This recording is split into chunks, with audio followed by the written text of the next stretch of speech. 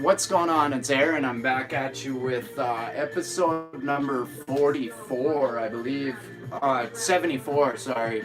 Getting lost there in my numbers. JoJo King in the background on the intro and the outro. Before I do some shout outs, hashtag I identify as a poet. You can see the shirt I'm wearing. Big shout out to Realistic Poetry as well as Cultivated Fool. Just got a couple bowls here tonight of the cheese. Tomorrow I'll get into cleaning the bong with you guys with, where is it? Canna Clean Incorporated is who does it. Anyways, I'm going to do some shout outs to jackpines.com. Check them out. Woodrock drops soon. JoJo King, these are all in my playlists. Check everybody out. Definitely, truly grateful to everybody paying attention to the lives, catching the replays. Throw me a comment, shoot me a like, ding the bell, you'll know when I'm live. That's 8:30 my time or 10:30 p.m.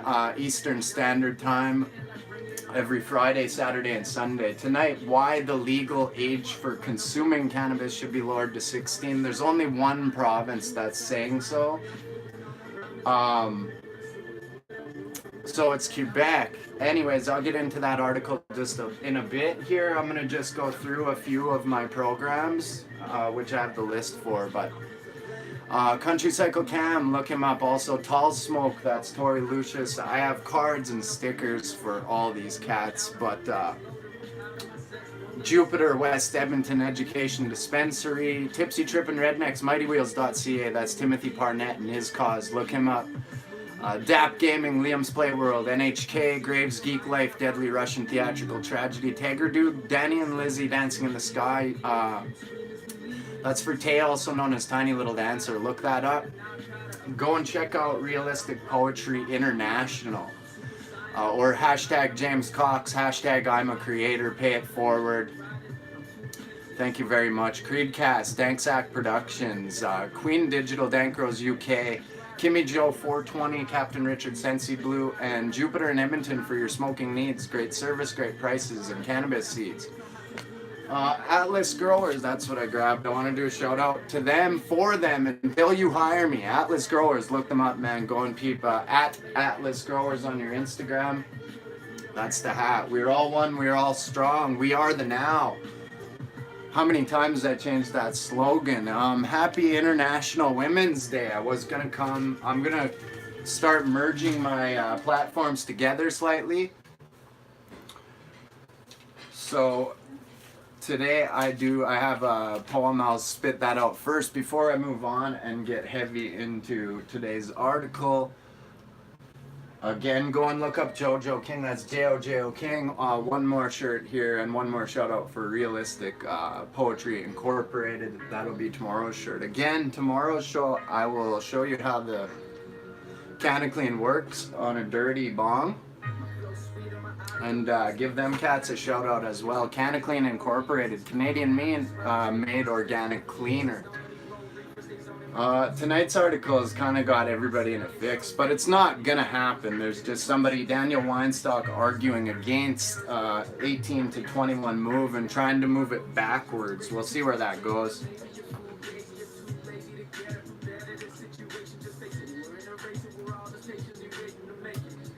So if you're tuning in, share out my link, throw me some comments, hashtag pay it forward, hashtag I am a creator community as well, hashtag CannaTubers. So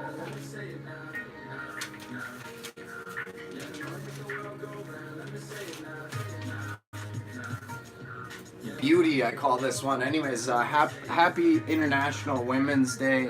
Your strength is inspiring, your beauty so bright. Let's take a moment for women in all of their light. For you are the reason, the main source of power, to why we evolved from seed into flower. If it weren't for women and all of their glory, man would be nothing, not even a story. I'll end on a high note. This one's for the women, all the mothers and sisters, the gift that keeps giving, and the most special woman whom resides in my heart. You're the main reason I will not stop my art. I will not lose my drive. Thank you, Mama, for opening my eyes. Again, happy International Women's Day to everybody out there. It's your day. Again, look up Jojo King. He's in the intro and the outro. Check out my section called Cannatubers. Also, I'm going to differ up the show over on Facebook just slightly, but why the legal age for consuming cannabis shouldn't be lowered to 16 is kind of what I want to name this article. That's the article from Quebec is called, and it's from the Growth Op. I kind of stopped coming with written formation or format and wasn't doing note work or point form work. I was just coming at you live with myself and some beats and obviously a little bit of recreational grass. But before I get into that article,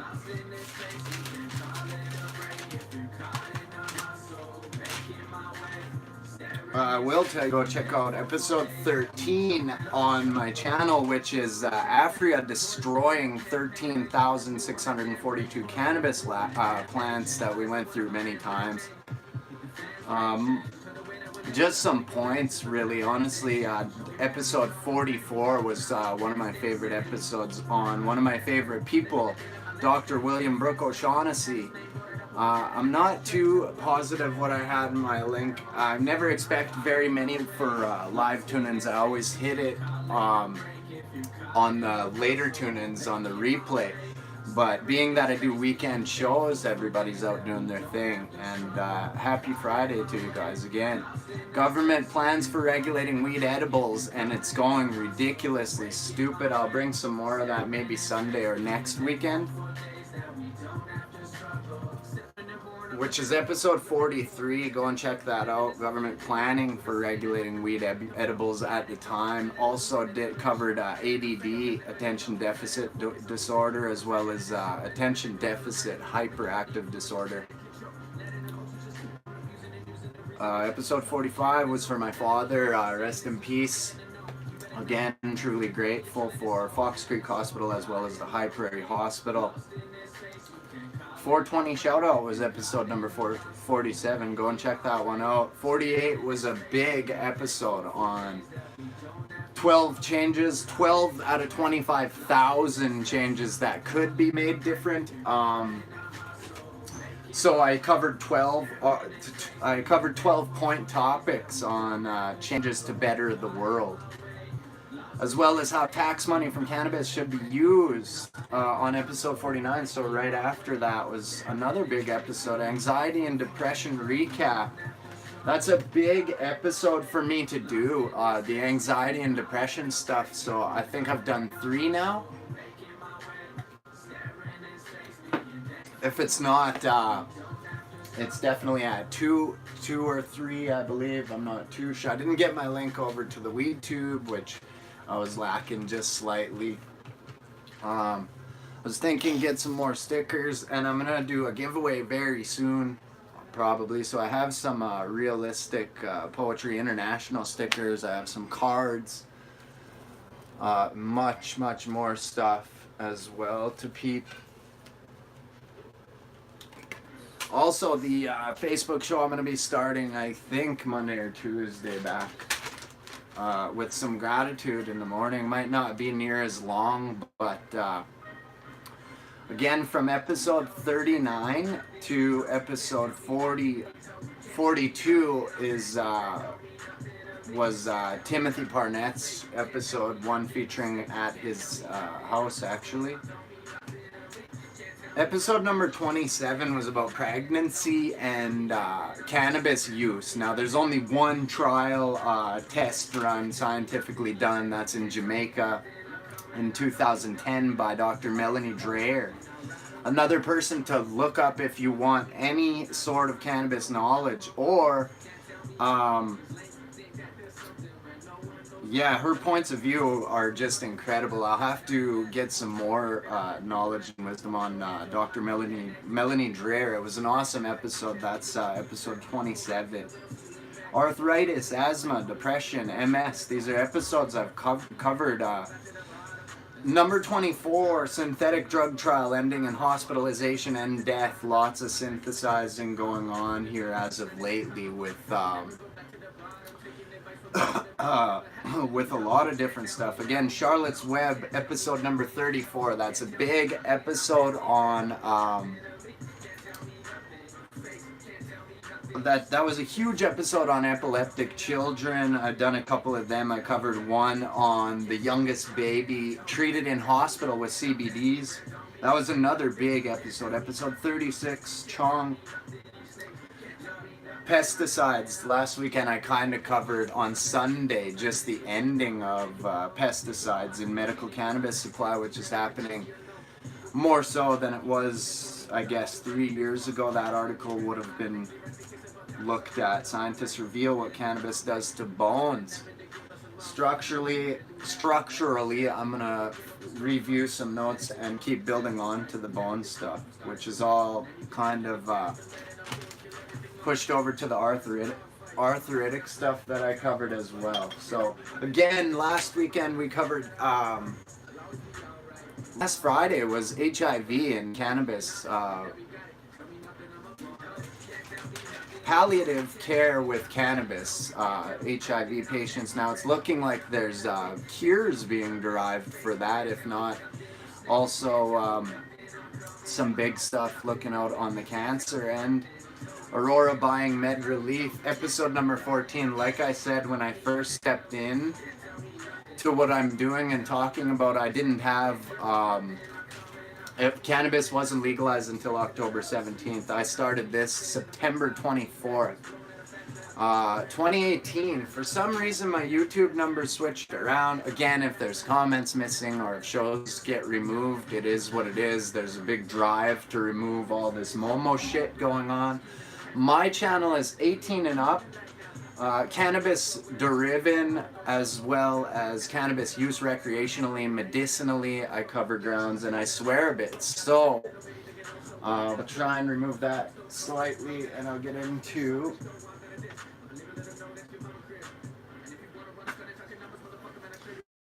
and I didn't lose the lighter this time, but I'll get into this one here just a little bit before we jump into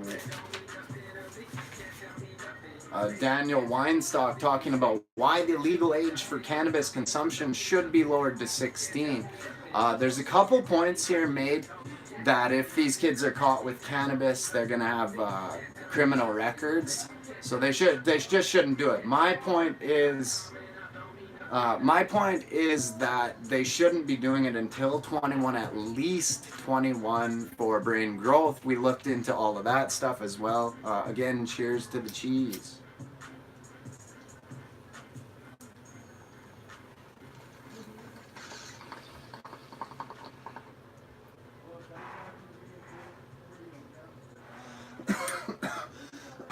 So, bear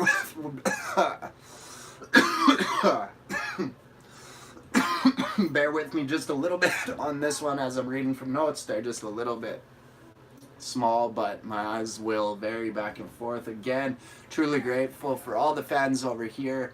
Go and check me out on Instagram. That's Flash_331985. Sorry, Flash_331985. That's my Instagram where all my poetry resides. At Aaron Bradley 420 is my Twitter, and Aaron Bradley's my name, or Flash.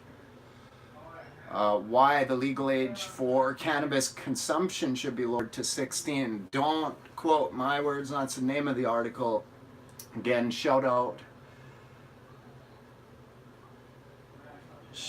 to the Growth Op and their articles. Have covered a lot of your ground. You guys have some good stuff, so I've also worked your articles into what I do and my style. Adults are able to purchase marijuana and other cannabis products while adolescents end up suffering the consequences of prohibitionists' regime right now targeted at them alone. So before I move into that, I mentioned marijuana, and I don't like that's a racial slur as far as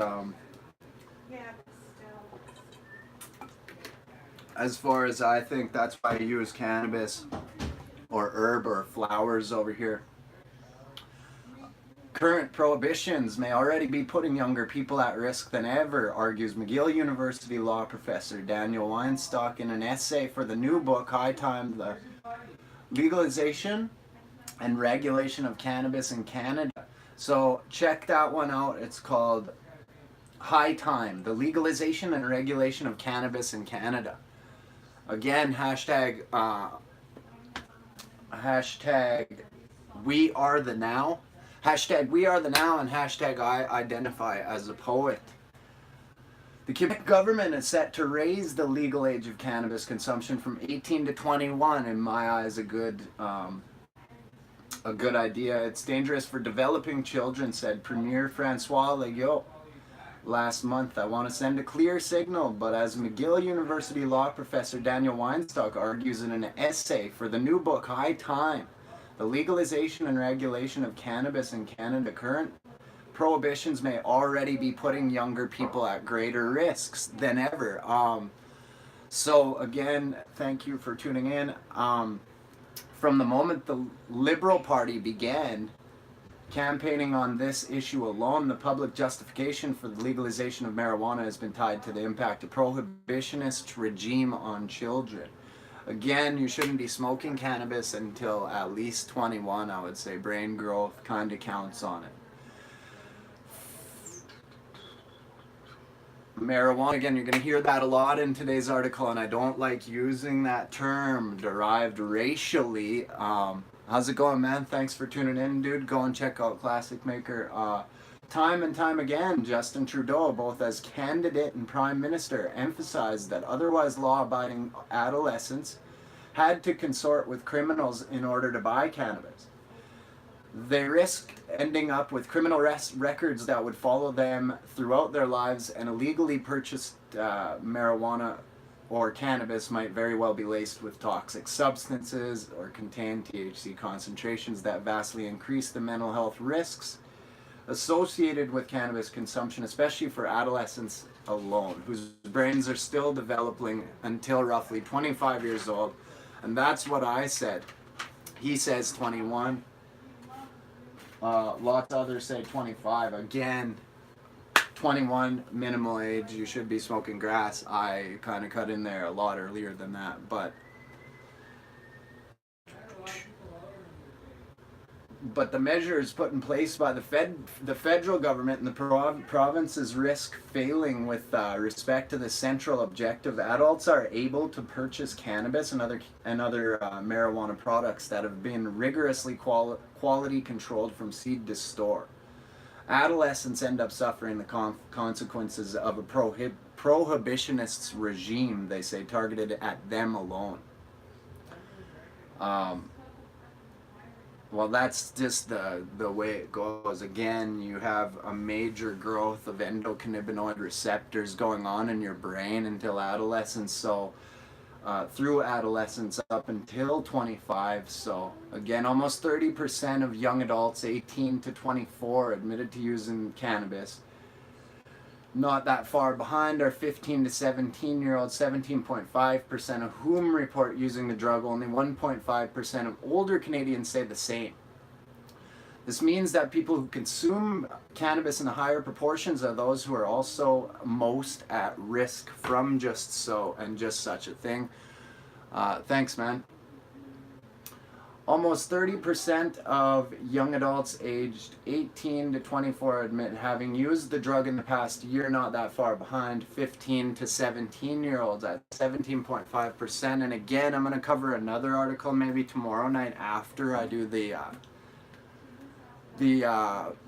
bong cleaner stuff. Tomorrow we'll do if you're smoke alone and how cannabis affects you if you're smoking alone. A variety of educational measures will be put in place to alert adolescents of the harms cannabis use and on the developing brain itself. Also, there will be strict prohibition on advertising targeted at adolescents, and there will be more stringent enforcement of criminal laws prohibiting anyone from providing marijuana to minors, with sentences of up to 14 years of imprisonment for anyone found to be in violation of the law itself. Again, tomorrow I'll cover that one. Smoking cannabis use of cannabis alone, as well as an article on in my city where a fella just got busted for selling illegal cannabis out of a legal store. So violation of the law. At the very minimum, this will require a mobilization of law enforcement resources far greater than those that were deployed to enforce ineffective across-the-border prohibition. The new policy is replaced. Legalization for adults will also, at least to some degree, normalize cannabis use. Now, to be sure, that can cut both ways. On the one hand, educational campaigns will have to bring out the specific dangers of cannabis for young consumers, so pamphlets and manuscripts and sorts like. On the other hand, there may be nothing more effective to dampen young Canadians' enthusiasm for cannabis than to see their parents offer it up with apparatus at their middle-class dinner parties. The fact is, we don't know whether the arsenal of measures that will be enacted by different levels of the government in order to keep cannabis out of the hands of youth will be wholly or even substantially effective. And if a prohibitionist strategy fails, then what, they say. So again, it shouldn't be looked at in this manner. It's a little bit more to go here, probably 2 long paragraphs, a bunch of mini paragraphs. But in my opinion, all they're arguing for is the fact that they're gonna get criminal records and looked at totally awkward as being on the wrong end of the prohibition and being underage, but they shouldn't be consuming that or booze, personal thoughts, until at least 21 years old. The first thing we need to determine is what will count as the threshold of success. For the sake of argument, let's hypothesize.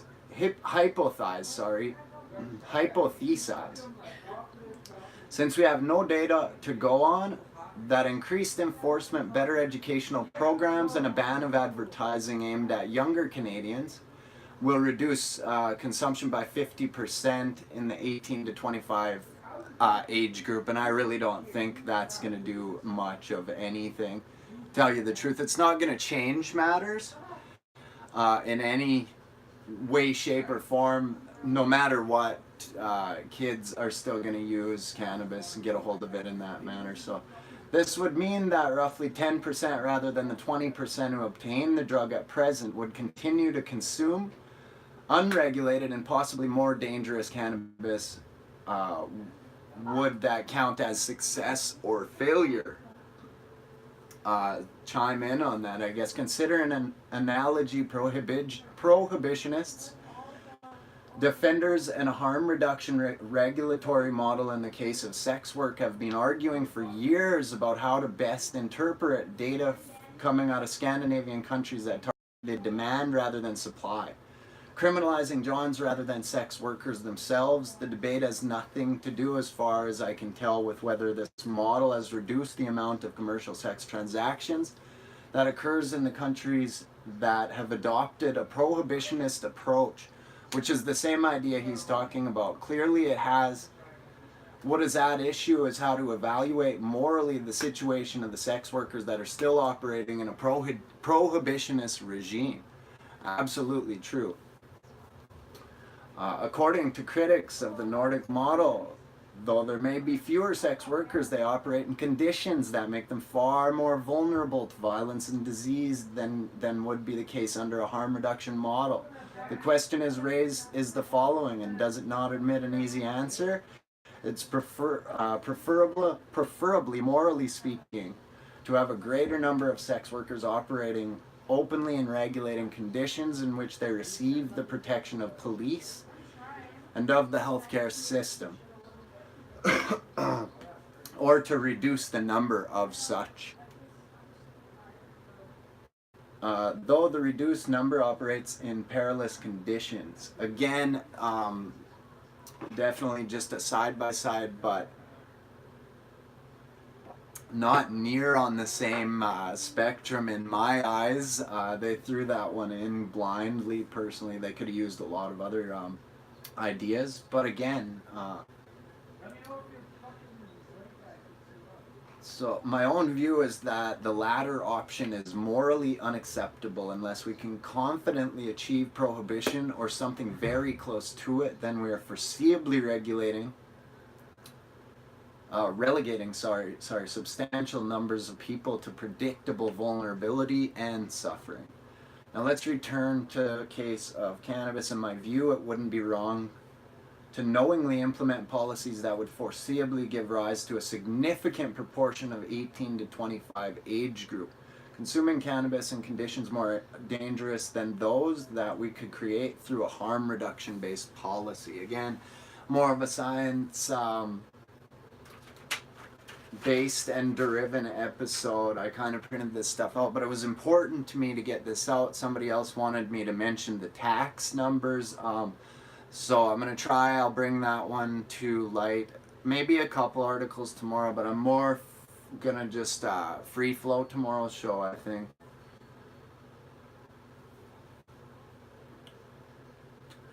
The analogy between the sex work and the drug cases is of course not perfect, and that's exactly what I was just saying. In particular, while sex for a fee between consenting adults is in and of itself not harmful, the consumption of marijuana for the young is potentially harmful and in and of itself. Again, cannabis use at young age, we've learned, and scientific facts show, you don't have to go far to see that it's not good to smoke at younger ages and continuously or chronically. Still, it's at least debatable. It's at least an debatable moral issue whether it has the least bad option in a context which prohibition for all intents and all purposes impossible. And one in which 10% of the Canadian youth are regulated to having to consume unregulated marijuana, or whether it's one in which the same number of youth who presently consume cannabis do so in safer conditions, both in terms of being immunized from adulterated marijuana and in terms of having reliable information over the degree of potency is as measured by THC or delta-9 tetrahydrocannabinol concentration of the drug they consume. So higher potencies or more potent THC-driven strains of cannabis are not good for your youthful minds. CBD in itself, if you just want to be cool, get a strain of CBD. It's not going to get you high, but make you tired. As evidence comes in regarding the success of Canada's policies in keeping cannabis out of the hands of kids, in other words, we may want to contemplate moving toward a harm reduction approach for young Canadians as well as adults. This should include possibility of reducing the age at which regulated marijuana they can legally be purchased to, say, 16, he says. Big change there. I really don't see it happening at all. I really hope it doesn't happen in that manner, but again, they're going to get a hold of it one way or the other. Basically, what he's fitting in here, what he's trying to say is they're going to get a criminal record and they're going to have a troubled life if they get caught with the pot. So if they adjust the age, if they get caught with the pot, it isn't going to be a record at hand. I have no illusions as to the political saleability of this policy proposal. I confess that I even found myself resisting it. But we have been down this road before. We've already gone from considering that some kinds of behavior should be prescribed for adolescents to thinking that they will engage these forms of behavior regardless of what we do, and that given the fact that we had better reduce in the harms associated with the behavior in question. Once again, the most obvious example is sex. It is now commonplace for high schools to make condoms available to teens, whereas this would have been inconceivable just a couple of generations ago. Examples suggest a second, more general point: the decisions that we make about when it's considered acceptable for individuals to begin engaging in certain kinds of behavior associated with adulthood, do not track any deep facts about humans. Ages of eligibility are sometimes fixed and changed on the basis of changes in the evidentiary record. They're also fixed by evidence. Society such as Canada has been to revise and will so soon can make greater range of decisions concerning their medical treatment than they could only one generation ago. The voting was lowered from 21 to 18 only now in 1970. It would now seem ludicrous for anyone to suggest raising it back to 21. What's more, there are great variations among countries, which reinforces the view that decisions about when individuals can begin to engage in different kinds of behavior do not track facts of the matter about when childhood ends and adulthood begins with respect to the drug policy broadly understood.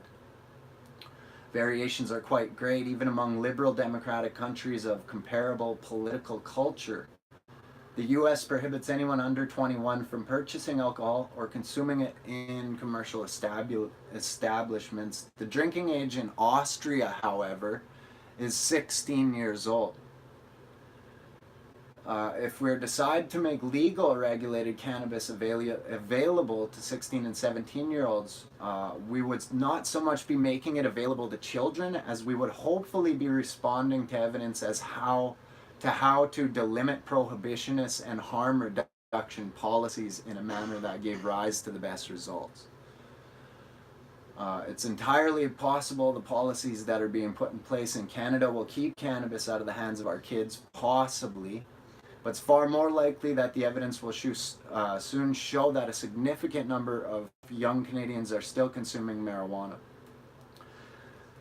Consigned by policy, the riskier cannabis that's made available to them on the legal market, and that's what they're consuming the most, as they say, statistics state, in which case I, for one, hope that we will have the courage to follow the evidence rather than making our children hostage to emotional reactions that all too quickly reach for prohibitionist tools.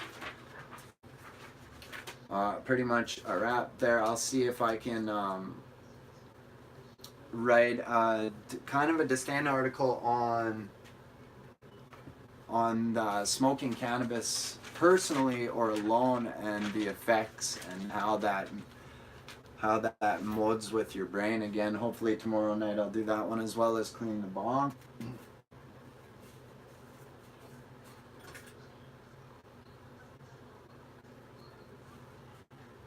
But before I go, I'll crank this out once more. Again, go and check my Instagrams out. At Aaron Bradley 420 is my Twitter, /_331985. Everything's in my description, and everybody's in my playlists too.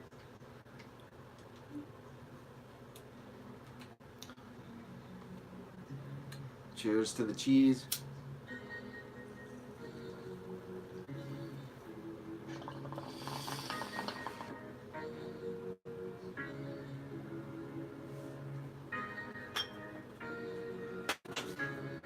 So once again, happy International Women's Day. I'm out of here. TheJackPines.com. Go and look up Jojo King, man. He's in my intro and my outro.